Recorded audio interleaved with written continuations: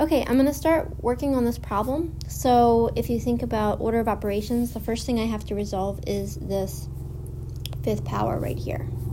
So I'm going to rewrite this whole expression. So it's going to become 4 to the fifth power x to the 45th power over 3 to the fifth power y to the 35th power times 3 squared y to the fifth over 4 to the fourth power x to the negative 10th power.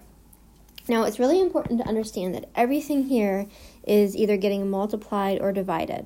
So multiplication is commutative. That means that if I write 2 times 3, or if I write 3 times 2, right, the order doesn't matter. No matter what I do, I'm still going to get 6. So what I like to do at this step is rearrange values that have the same base so that they're right on top of each other. I'll show you what I mean. So first of all, I have 4 to the fifth power and 4 to the fourth power. So I'm going to write 4 to the fifth power over here and 4 to the fourth power down there. Again, notice that I am not reducing or simplifying any of these numbers because I'm going to use my exponent properties to simplify them before I go through all that trouble. All right, so let's keep going. So now I have 3 to the fifth power downstairs and 3 to the second power upstairs. So I'm going to copy those right there. All right, then I have x to the 45th power upstairs and x to the negative 10th downstairs. Okay, and then I have, sorry, I'm trying to get a different color for my highlighter here.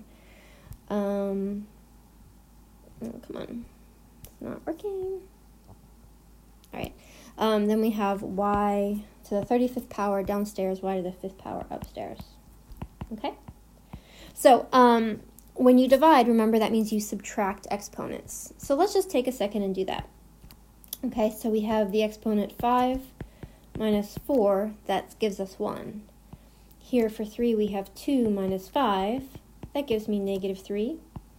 Here I have 45 minus negative 10. That gives me positive 55. And then here I have 5 minus 35, which is negative 30.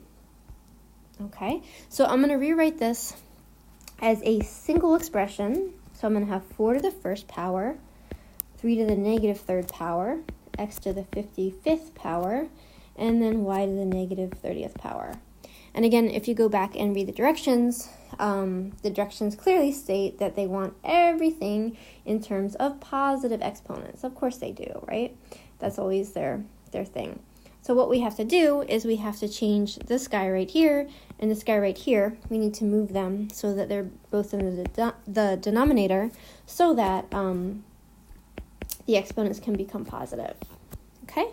So I have 3 to the third power, y to the 30th power. Okay, and then at the very end, now I'm going to simplify any numbers, not variables, but numbers that have exponents. So in this case, we have 3 to the third power. So I have 4x to the 55th power over 27y to the 30th power. Okay, and that's our final answer right there.